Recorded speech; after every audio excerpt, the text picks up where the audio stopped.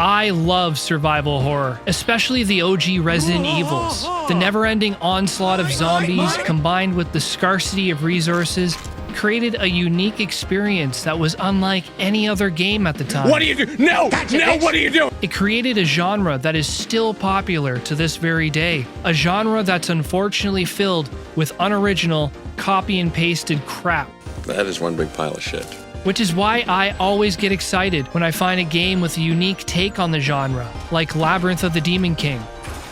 A first-person survival horror dungeon crawler where you play as a common foot soldier known as an Ashigaru, on a mission to avenge their fallen lord by slaying the Demon King. Go home to mommy! But how can a mere peasant stand against the Demon King? I am now the alpha. After all, you're no samurai. You're just some guy with a broken katana and a grudge to bear that's up against a whole castle full of hungry demons. Falcon! Punch! In fact, the very first demon you run into is slurping the flesh of another foot soldier like you. This is the game saying, "Hey dumbass, be careful or you'll end up demon chow." That's right, in this story, you're the underdog, and the game reminds you of this by giving you your very first weapon, a rusty katana. You got to be joking. Which is a little bit more effective than a plastic butter knife. Seriously, you're better off just letting the enemies kill each other, which they will gladly do, free of charge. You don't get a real weapon until you free the blacksmith that was locked in the pantry by his abusive cannibal wife. Wanna go, bitch? He'll tell you to smack some sense at her, which he could do, but just prepare to be circumcised.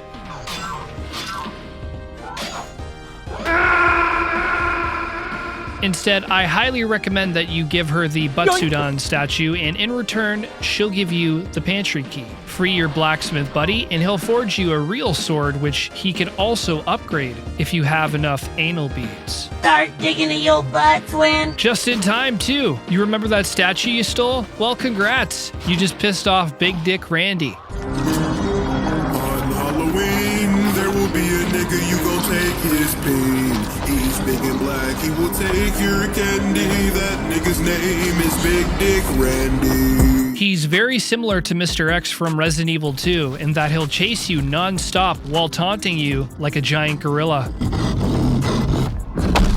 He's unkillable, but because of his McDonald's dad bod, he's very easy to avoid. I guess he can't climb stairs. The constant feeling of dread, the unsettling soundtrack, and the mysterious labyrinth feeling more like a phenomenon than an actual place is very similar to what you'd experience in a Silent Hill game. The atmosphere is really oppressive, but at the same time, charming, in a Ted Bundy sort of way. And don't get me started on the puzzles. One of them is nearly identical to the hangman puzzle in Silent Hill 2, except instead of hanging one criminal, they're all hung. At one part of the game, you even crawl through a hole that reminds me of that one game that's totally not Silent Hill. Unlike that game, you enter this hole without consent to get to a tea house, which acts as a hub zone where you could talk to and trade with the NPCs that you find throughout the game. It's really weird going from this hellish labyrinth to this calm, peaceful area. It's almost like it's too good to be true. Yeah, this feels like a trap. My trappy sense is tingling. But it's not, so relax, drink some matcha tea, and think about how much better life would be with a Finster body pillow. I can almost taste it. Time's up, back into hell we go.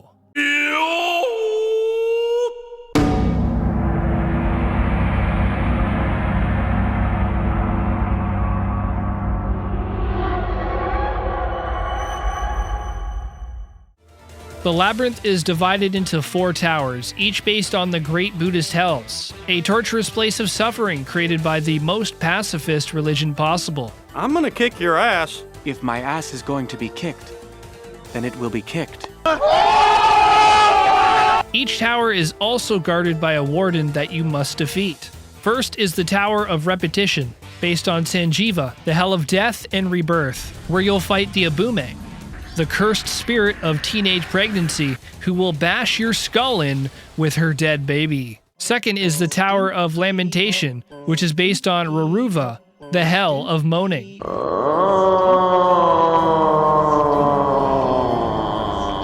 where you'll fight the Nepepo, or what I like to call the Boglin. I can smell the sweat coming off of you and it smells like Wendy's. A putrid pile of flesh, with farts so rancid, they spawn bugs that will bite your dick. NANI?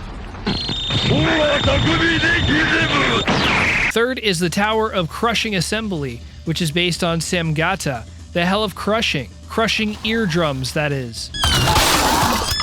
Where you'll fight two bosses, Queelag's ugly stepsister, Queeflag, followed by Pyramid Head's junky brother, Crackhead. What did you say, nigga?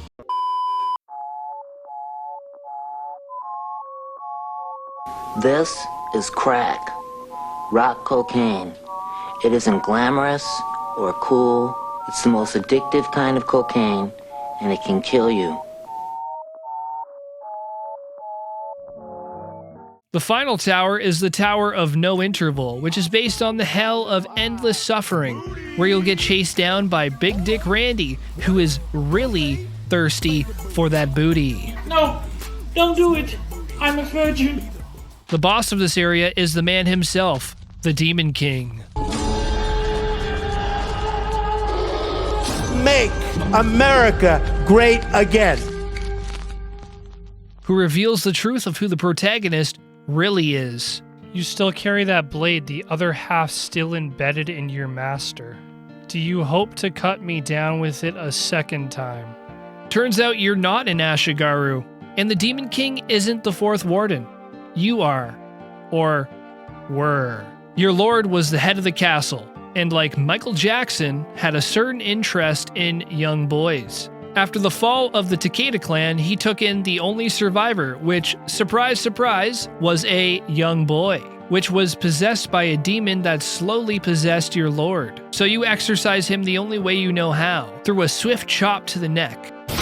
But the Demon King's neck is way too girthy, and your katana breaks in half. You are then punished for this act of rebellion and condemned to a fate worse than death. What could be worse than death, you ask?